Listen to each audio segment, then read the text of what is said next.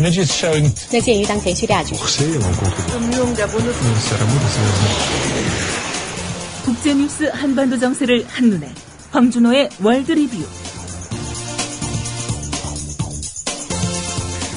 네, 지구촌과 한반도 정세에 관한 뉴스들 정리해보도록 하겠습니다. 밤새 어떤 뉴스 들어와 있는지 황준호 기자와 함께 알아봅니다. T3010에서 준비한 특별한 이벤트. 국민TV 제휴 휴대폰 쇼핑몰 T3010에서는 최신형 스마트폰 갤럭시 노트 3, G2, 아이폰 구입 시 소비자께서 원하시면 최대 4구자까지 출자해드리고 휴대용 와이파이 사은품도 드립니다. 휴대폰 싸게 사고 국민TV 조합원도 될 수 있는 기회. 놓치지 마세요. 검색창에 T3010을 입력하시거나 070-7663-9386으로 연락해주세요. 기존 조합원은 증자해 드립니다. 국민TV 라디오 청취자분들을 위한 대한민국 최고의 민간 싱크탱크 김광수 경제연구소의 특별 이벤트.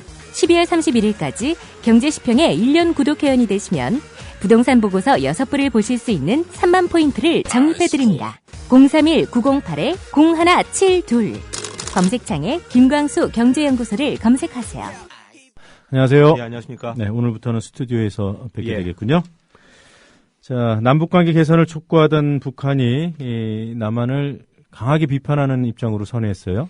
김정은 위원장이 신년사에서 남북관계 개선을 촉구하고 거기에 대해서 우리 정부가 진정성이 의심스럽다 이런 말을 지난주에 했었습니다. 그러니까 북한이 앞으로의 북남 관계는 남조선 당국에 달렸다라고 하면서 역공을 폈습니다. 북한의 통일부 격인 조국평화통일위원회 조평통이 어제 대변인 논평을 냈는데요. 남한은 새해부터 북남 관계 개선에 찬물을 끼얹는 망발을 하고 북침전쟁 연습을 강행하고 있다 이렇게 비판했습니다. 새해 이런 모습은 이명박 정부 때부터 계속되고 있는 그런 모습인데요. 남이나 북이나 어느 쪽에서 관계 개선이라든지 뭐 정상회담 의향 이런 것들을 표하면 다른 쪽에서 좀 다른 말을 하고 그러면서 결국 공방을 벌이다가 3, 4월에 긴장고조기로 접어드는 그런 패턴을 반복하고 있습니다. 네. 오늘 박근혜 대통령이 기자회견에서 획기적인 태도 변화를 안 보인다면은 앞으로도 올해도 마찬가지가 되지 않을까 싶습니다. 네. 그 북한 내부에 관한 소식이 몇 가지 있군요. 북한의 석탄 공업상이 림남수시에서 문명학시로 교체됐습니다. 네. 장성택 처형 당시의 판결문에서 석탄 등 지하 자원을 망탕 팔아먹었다 이런 표현이 있었으니까 아무래도 그 장성택 처형의 여파로 보입니다. 그리고 조선일보가 오늘 아침 신문에서 장성택의 부인이자 김정은 위원장의 고모인 김경희의 사망설을 보도했는데요. 원래 이 김경희가 원래 몸이 좀 안 좋았고 그리고 사이가 좋았건 나빴건 간에 남편이 처형됐고, 그리고 4개월간 모습을 안 드러냈다는 점에서 정보당국이 예의주시하고 있다고 합니다. 조금 사실 여부는 좀 더 지켜봐야 될 것 같고요. 설령 사망이 사실이더라도 정치적으로는 그렇게 큰 의미는 없어 보입니다. 예. 아베 총리의 야스쿠니 참배, 그 이후에 국면을 미국이 봉합하는 분위기예요? 야스쿠니 참배 이후 열흘이 오늘로 지났는데요.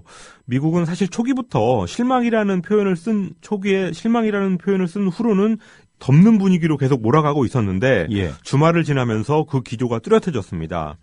미국의 헤이글 국방장관하고 일본의 오노데라 방위상이 토요일 저녁 때 밤에 전화통화를 했었는데 헤이글 장관이 이웃나라들하고의 관계를 개선하고 협력을 증진시키는 조치를 취해달라 이런 요청을 했습니다. 그런데 그 통화에서 역시 실망이라는 표현을 쓰지 않음으로써 미국이 일본을 배려했다는 분석이 나오고 있습니다. 네.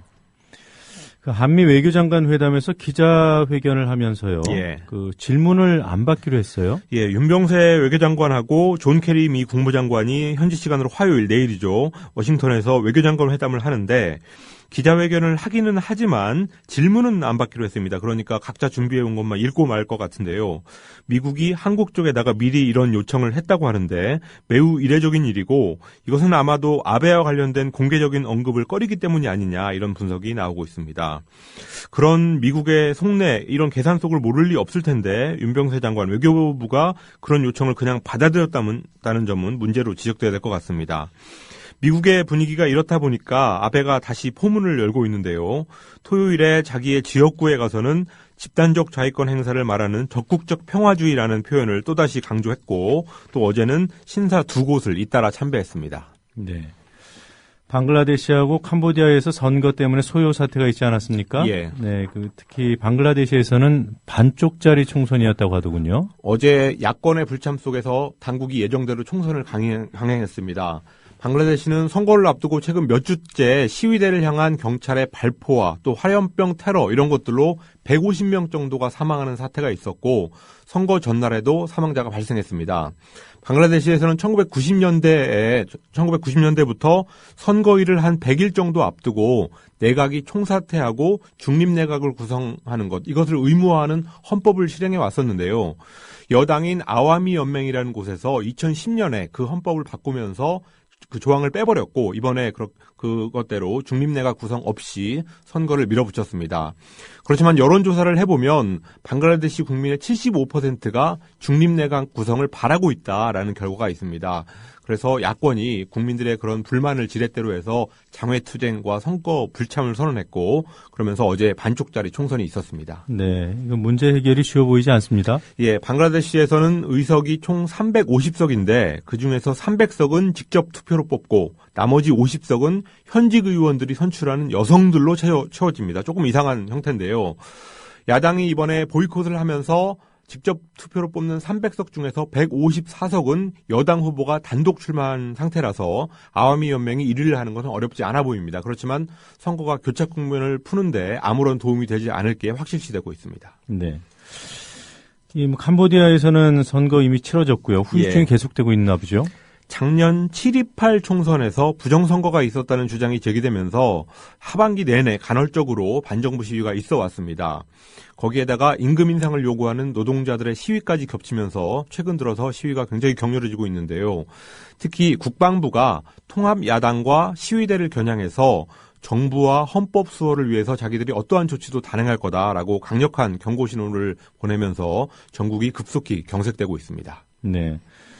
캄보디아에 진출한 한국 업체들 노조를 상대로 소송을 제기하기로 했어요. 최근 노동자들의 파업 시위로 차량이 파손되고 회사의 차량이 파손되고 조업이 차질되는 등 이런 식의 피해가 발생했다는 이유로 노조 집행부를 상대로 해서 손해배상 소송을 제기하기로 했습니다. 지금 정확한 피해 산정 작업을 하고 있고 그 조사가 끝나는 대로 소송을 낼 거라고 합니다. 캄보디아에는 약 50개의 섬유 관련해서 한국 기업들이 진출해 있습니다.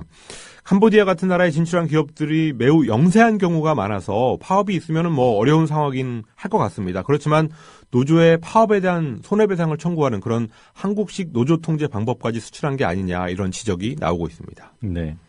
자, 이라크 상황 좀 점검해 보도록 하죠. 예. 알카에다와 연계된 단체가 도시 하나를 장악했다. 이런 보도가 있군요. 이라크 레반트 이슬람 국가라는 이름의 알카에다와 연계된 무장단체가 이라크 서부 안바르주의 팔루자를 장악했습니다. 이 단체는 시아파인 누리 알 말리키 이라크 총리 정권이 수니파를 차별한다면서 지난달 말에 봉기를 했는데요. 이라크 정부군이 완전히 퇴각하면서 팔루자라는 도시 하나를 차지했습니다. 팔루자는 수도 바그다드에서 80km 남짓 떨어지는 곳인데 요르단에서 육로로 이라크로 들어가는 관문입니다. 미군 점령기에도 수니파 저항 세력의 거점이었고 또 미군의 무덤으로 불렸는데 우리한테도 꽤 익숙한 그런 도시입니다. 네.